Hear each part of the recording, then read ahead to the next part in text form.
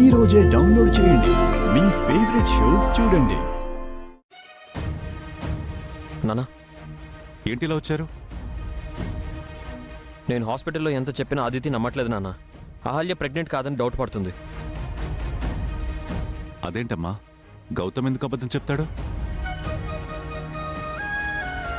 అహల్య నిన్ను చూసి ఎమోషనల్ అవుతుంది. ఒక డాక్టర్ అయ్యుండి నువ్వు ఆ మాత్రం అర్థం చేసుకోలేవా? తనని చూస్తే ఆవిడ గారు ఎమోషనల్ అవుతారని ఈయన గారు తెగ టెన్షన్ అవుతున్నారు.